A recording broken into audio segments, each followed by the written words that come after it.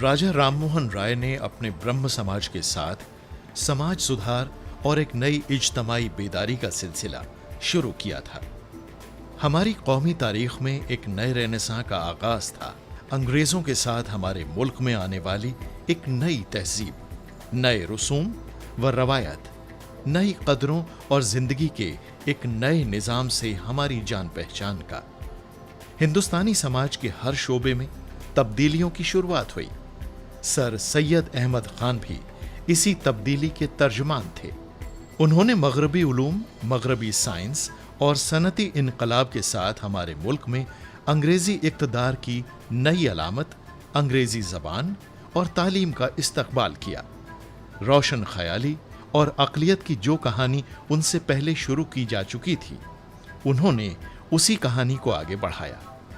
Sir Syed का ख्याल था कि जदीद दुनिया में जो नया समाज तामीर किया जा रहा था, हमें भी उसमें शामिल हो जाना चाहिए। ब्रह्म समाज, आर्य समाज, रामकृष्ण मिशन, प्रार्थना समाज, ये सब के सब तामीर के इसी अमल में लगे हुए थे। सर सैयद ने भी ज़हीन, रोशन ख्याल, अक़लियत पसंद लोगों की एक जमात कायम की और अपनी कौम की एक नई दुनिया का हिस्सेदार बनाने की सरगर्मी का आगाज़ किया। अदब, सहाफ़त, समाज, तालीम के मैदान में एक गैर मामूली रोल की अदायगी के साथ सर सैयद ने अपनी कौम को एक नया रास्ता दिखाया, तरक्की और तब्दीली का रास्ता। 19वीं सदी में बहुत सी बड़ी शख्सियतों ने जन्म लिया। कुछ लोग कहते हैं कि वो सदी देवज़ादों की सदी थी।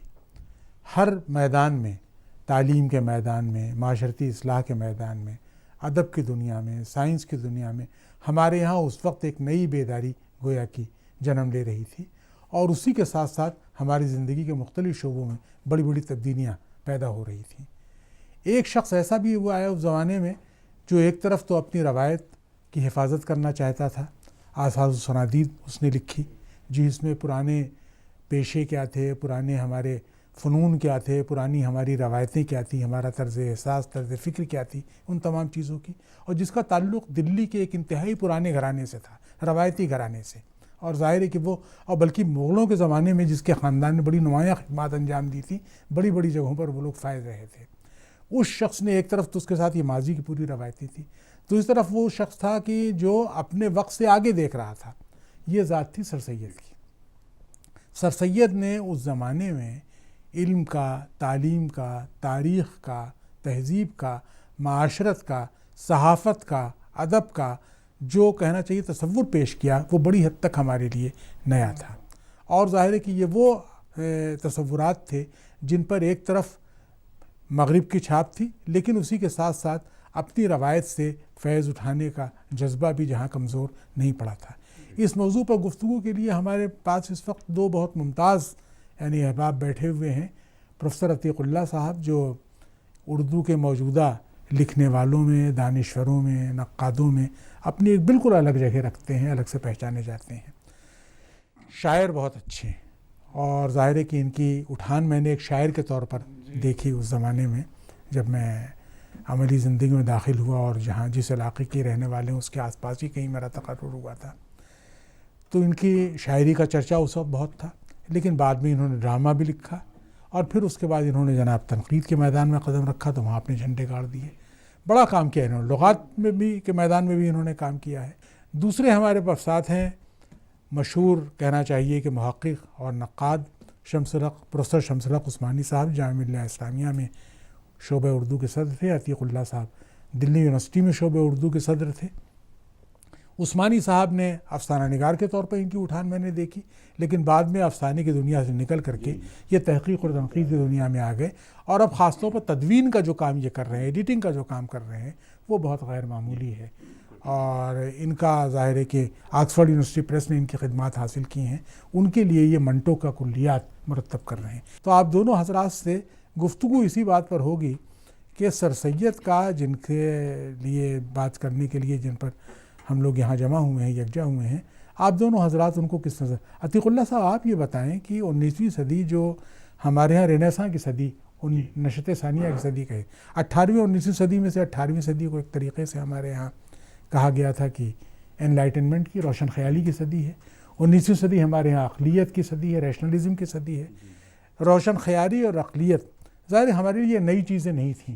ہماری تہذیب ایک بہت پرانی تہذیب رہی ہے، اور سچی بات ہے کہ ہمارے ہاں ایک رینیساں وہ بھی تھا جو عہد وسطیٰ میں بھکتی کے شعرا کے ذریعے آیا تھا. یعنی وہ رینیساں جو ہمارے ہاں سور داس، تلسی داس اور کبیر داس، اور اس سے پہلے ایک رینیساں ہمارے ہاں وہ بھی تھا جو 12ویں صدی عیسوی میں حضرت امیر خسرو اور ان کے عہد کے لوگوں کے ذریعے شروع ہوا تھا. وہ بھی ایک طرح کی نئی بیداری تھی. ڈاکٹر صاحب، ہم تاریخ پر اگر غور کریں تو تاریخ کے بعض ادوار بڑے آزمائش میں ڈالنے والے ہوتے ہیں، اور بہت سے نئے سوالات بھی قائم ہوتے ہیں، اور کچھ پرانے شکوک و شبہات بھی پھر اثر نو پیدا ہو جاتے ہیں. تو اس اعتبار سے 19ویں صدی تو بہت پیچیدہ صدی تھی، بہت پیچیدہ، اور جس میں یہ طے کرنا، یعنی بعض اوقات تاریخ جو ہے ہمیں واقعہ یہ ہے کہ ایک ایسے جنکچر پر لا کے کھڑا کر دیتی ہے کہ سمتوں کا تعین بڑا مشکل ہو جاتا ہے. تو یہ بہت مشکل تھا کہ ہم سمتوں کا تعین کس طرح کیا جائے. اور ہندوستان جو یہاں ایک کثیر مذہبی ملک ہے، یہاں خود الگ الگ علاقائی سطح پر بھی جو فرق پایا جاتا ہے کہ بنگال ایسٹ انڈیا کمپنی کے تحویل میں پہلے سے آ چکا تھا، تو وہاں کی جو ترقیات ہیں وہ ایک صورت تھی جہاں بیداری پہلے سے آ چکی تھی. اور ایک صورت یہ تھی کہ شمالی ہندوستان میں جب سر سید نے یہ مدرسے کی بنیاد ڈالی اور ایک طرح سے سائنٹیفک سوسائٹی قائم کی اور ایک اعتبار سے نیا تعلیم کا ایک لائحہ عمل تیار کیا، تو اس وقت اس سے پہلے تقریباً 70 برس پہلے راجا رام موہن رائے کالج میں ہندو کالج کی بنیاد رکھ چکے تھے. تو یہ اس اعتبار سے سر سید کے لیے بہت بڑا مشکل کام یہ تھا کہ ہمارا جو معاشرہ ہے وہ بغیر مذہب کے کوئی اور چیز کے بارے میں وہ بہت آسانی سے نئی چیز کو قبول کرنے کے لیے تیار. تو ایک بات تو یہ دیکھیے کہ سر سید سے پہلے ہمارے یہاں برہمو سماج جو راجا رام موہن رائے جس کے بانی تھے، آریہ سماج، Ram Krishna mission, theosophical society, پرارتھنا سماج، اس طرح کی کتنی انجمنیں تھیں شمال و جنوب کے ہندوستان میں جو اصلاح کا کام کر رہی تھیں. لیکن مسلمانوں میں جو ایک روایت سے شغف بہت زیادہ تھا، مسلمان جذباتی بہت تھے. پھر یہ کہ 1857 میں ان کی حکومت کا تختہ پلٹ گیا تھا اور انگریزوں نے اس کی جگہ لے لی تھی. تو ان سب چیزوں کی وجہ سے وہ ایک نہایت بے چینی کی اور اشتعال کی زندگی گزار رہے تھے، ایک عجیب و غریب تجربے سے دو چار تھے. اس زمانے میں ہمارے ہاں عثمانی صاحب مثلا نئی صنفیں آئیں، ناول لکھا گیا ہمارے ہاں پہلی بار. مطلب یہ کہ گرچہ اب تو یہ بھی کہا جاتا ہے کہ اس سے پہلے ناول ہمارے یہاں قصے کی شکل میں لکھا جا چکا تھا، ریاض دلربا وغیرہ، اس طرح کی مثالیں ہیں. لیکن یہ کہ سر سید کے آنے کے بعد جو تبدیلیاں پیدا ہوئیں معاشرے میں، اس پر تو ہم گفتگو بھی عتیق اللہ صاحب سے اور کریں گے. لیکن آپ یہ بتائیں کہ ہماری ادبی روایت میں جو ناول ہے، ایسے رائٹنگ ہے، خاص طور پر انشائیہ ہے، صحافت ہے، تہذیب الاخلاق اور علی گڑھ انسٹیٹیوٹ گزٹ کے ذریعے جو سر سید نے اس کو رواج دینے کی کوشش کی.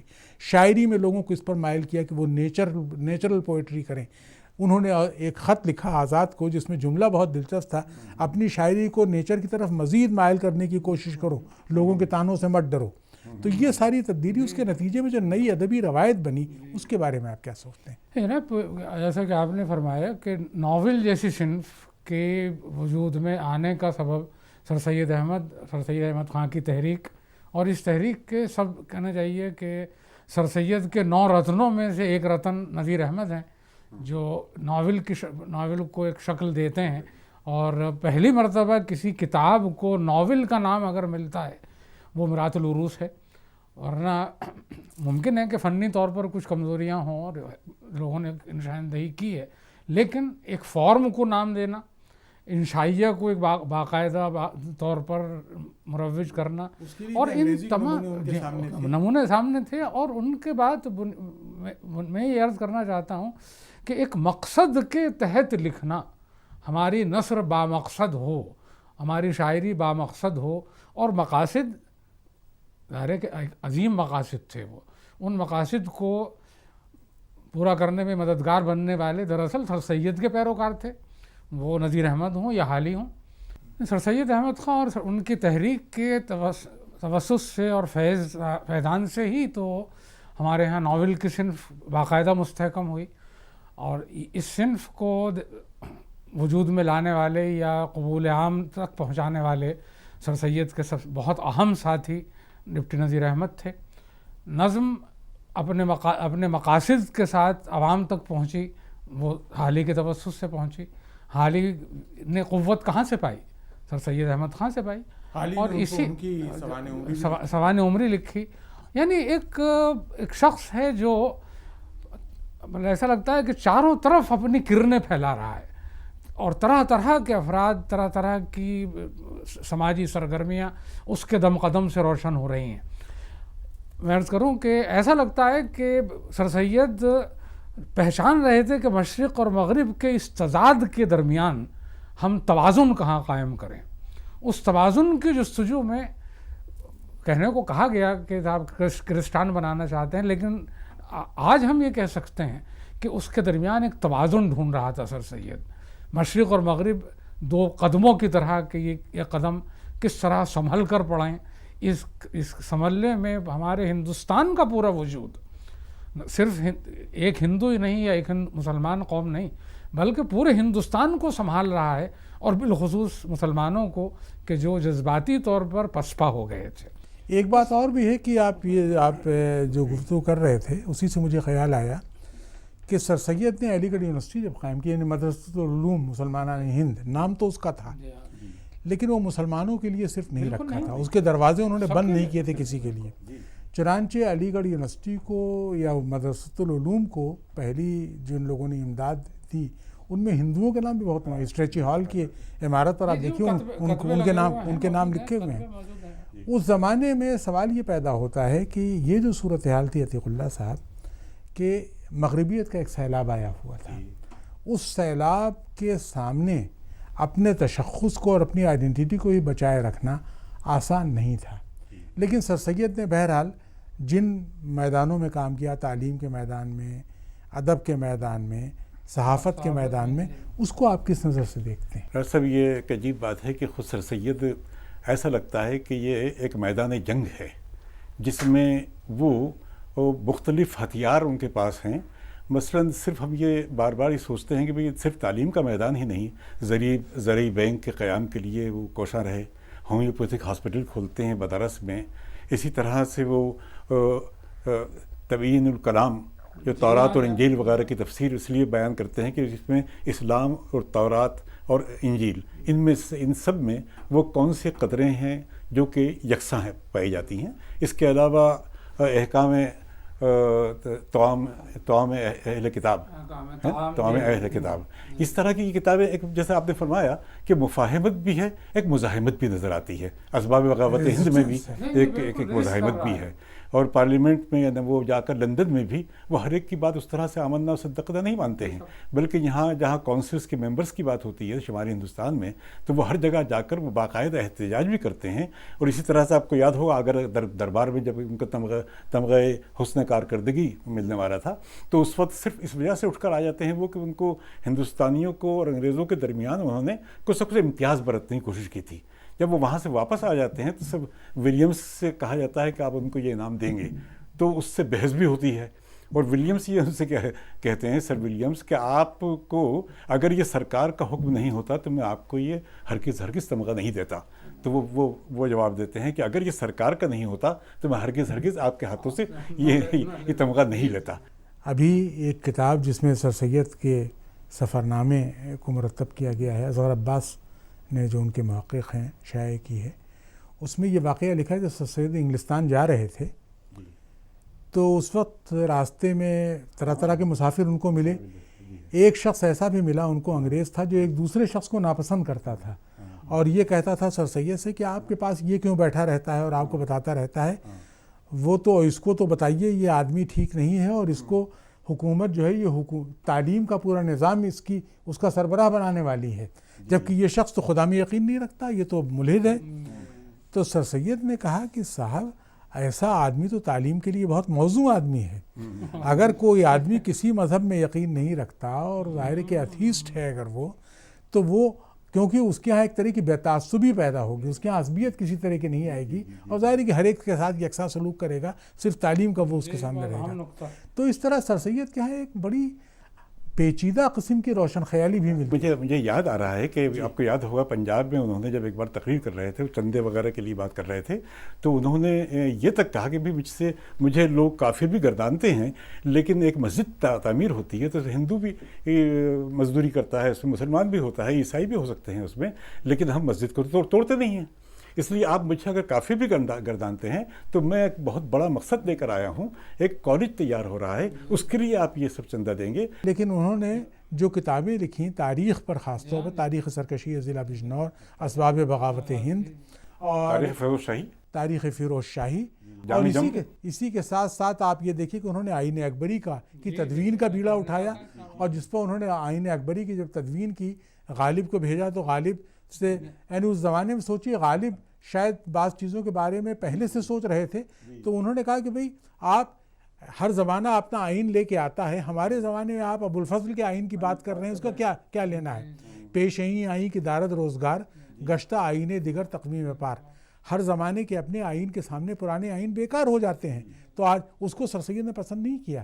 سر سید نے تاریخ کے میدان میں تو خیر بہت کام کیا، یعنی آئین اکبری کی تدوین کے ساتھ ساتھ جو انہوں نے آثار و سنادید لکھی جو کئی جلدوں میں، وہ تو ہر زمانے کے لیے ایک بہت اہم کتاب ہے۔ اور اسباب بغاوت ہند میں اس کا جو سبجیکٹ میٹر ہے یا اس میں جو رویہ ہے غدر کے اسباب بیان کرنے کا سر سید کو، اس پر آپ چاہے جتنے اعتراض کر لیجئے، لیکن اس میں کوئی شک نہیں کہ سر سید ایک تاریخی نظر تو رکھتے تھے اور تاریخ کو زندگی سے جوڑ کر دیکھتے تھے۔ یہ دیکھتے تھے وہ کہ ظاہر ہے کہ ہمیں تاریخ کی تعبیر کن سطحوں پر کسی زمانے میں کرنی چاہیے۔ لیکن اسی کے ساتھ ساتھ سر سید کے ہاں ایک کہنا چاہیے ایک ادیب کی شخصیت بھی چھپی ہوئی تھی۔ سر سید نے گزرا ہوا زمانہ لکھا۔ اب گزرا ہوا زمانہ کو بعض لوگ تو کہتے ہیں اردو کا پہلا افسانہ ہے، یعنی مرزا حامد بیگ نے اس کا ذکر کیا ہے اور لوگوں نے ذکر کیا ہے۔ اس کے علاوہ جو ان کے مضامین ہیں سر سید کے، بحث و تکرار ہے، خوش آمد ہے، امید کی خوشی ہے، یہ سب آپ دیکھیں تو ان میں ایک بلا کی تخلیقی شان بھی ملتی ہے۔ یعنی انہوں نے خود ایک لکھا ہے کہ میں نے اسلوب کا ایک ایسا طریقہ اختیار کیا کہ دل سے نکلے اور دل میں اترے، یعنی وہ ظاہر چاہتے تھے، کیونکہ ان کے لیے ادب ہو، زبان ہو، ہر چیز زندگی کی تابع تھی، زندگی سے بڑی کوئی چیز نہیں تھی۔ تو گویا کہ کوئی بھی چیز ہو اگر وہ زندگی کام کی نہیں تو ہمارے کام کی نہیں ہے۔ تو آپ یہ بتائیں عتیق اللہ صاحب کی سر سید کا جو پورا اسلوب رہا لکھنے کا، جو ان کے ایسیز میں ظاہر ہوتا ہے، اس میں جو خوبیاں دکھائی دیتی ہیں، جدید نسل کی تعمیر میں ان سے کہاں تک فائدہ پہنچا؟ صاحب یہ جب گئے تھے، لندن گئے تھے، اس وقت انہوں نے اسپیکٹیٹر اور ٹیٹلر کی جیسے اخبارات وہاں دیکھے تھے، اور اس کے بعد انہوں نے طے کر لیا تھا کہ اس فارمیٹ میں اسی طرح سے ایسے مضامین ہمارے یہاں بھی لکھے جانا چاہیے، جو کہ ظاہر ہے کہ اس کا اثرات وسیع تر ہوں گے۔ تو اس کی وہاں انہوں نے مقبولیت کو دیکھا تھا۔ اچھا، یہ تو یعنی زبان کی حد تک تو آپ یہ کہہ سکتے ہیں کہ سر سید نے ایک بہت کہنا چاہیے اجتہاد سے کام لیا، اور اردو زبان کو جس میں تصنع بہت تھا، آورد بہت تھا، اس کو ایک فطری زبان بنانے کی کوشش کی۔ اسی کے ساتھ ساتھ انہوں نے اردو میں صحافت کو فروغ دینے کے لیے جو کام کیا ہے، علی گڑھ انسٹیٹیوٹ گزٹ اور تہذیب الاخلاق، تو یہ سارے کام جو ان کے ہیں یہ بھی بہت غیر معمولی ہیں۔ ہر طور یوں بحیثیت مجموعی کہہ سکتے ہیں کہ کسی بھی طور دل تک پہنچنا، عام آدمی کی شخصیت کو بدلنے کے لیے، اس کے دل دماغ کو بدلنے کے لیے ہر ممکن طریقہ اختیار کیا سر سید نے۔ اور ایک یعنی کہنا چاہیے کہ ایک مصلح جو ہے وہ ہر سطح پر جو کچھ بھی اس کے دسترس میں ہوتا ہے اس کو اختیار کرتا ہے، اور اپنی بات کو، یعنی قوم کی بھلائی کو، قوم کی فلاح کو حاصل کرنے کے لیے ان تمام طریقوں کو استعمال کرتا ہے۔ اور یہ اچھا یہی وجہ ہے، ایسا کہ آپ نے فرمایا کہ اس دور کا ہر ذہین شخص سر سید کے ساتھ ہے۔ اس زمانے میں ایک طبقہ مسلمانوں کا ایسا آ گیا تھا، دانشوروں کا، ادیبوں کا، جو سر سید کا مخالف تھا، اور ان کو علی گڑھ کا کرسٹان تو خیر کہتے ہی تھا۔ اسی کے ساتھ ساتھ وہ یہ بھی سمجھ رہا تھا کہ یہ ہماری تاریخ کو غلط راستے پر لے جا رہے ہیں، تو ان کی مخالفت حلقہ وطپنچ کی طرف سے بہت ہو رہی تھی۔ اور جب سر حالی کی کتاب آئی تو ظاہر کو اس کا مذاق لوگوں نے اڑایا۔ شبلی نے تو اس کو کتاب المناقب کہا، حیات جاوید کو ان لوگوں نے کہا ابتر ہمارے حملوں سے حالی نہیں، سید کا حال حضرت حالی سے پوچھیے، غازی میاں کا حال ڈفالی سے پوچھیے۔ لیکن یہ کہ اس زمانے کا ایک بہت اچھا شاعر ہمارا جو بڑا صاحب بصیرت تھا، عجیب بات یہ ہے کہ وہ بھی مخالف سر سید کا کرٹک ہو گیا، اکبر۔ اور اکبر نے ظاہر سر سید تو بہت طنز کیا، اس طرح کی باتیں کہیں کہ الا یا ایھا چرچل نظر کن سوئے ساحل ہا، وہ جو پیروڈی لکھی تھی حافظ کی، الا یا ایھا چرچل نظر کن سوئے ساحل ہا، کہ جنگ آساں نمود اول ولے افتاد مشکل ہا، بکن تزین پائے خود ببوٹے ڈاسن و پتلوں، کہ سر سید خبردار زراہ رس منزل ہا. یعنی انہوں نے کہا کہ بھئی ڈاسن کا وہ پہنچو بوٹ پہنو اور پتلون پہنو، سر سید یہی بتاتے ہیں. تو انہوں نے بہت طنز کیا سر سید کے خلاف، بہت سے شعر کہے.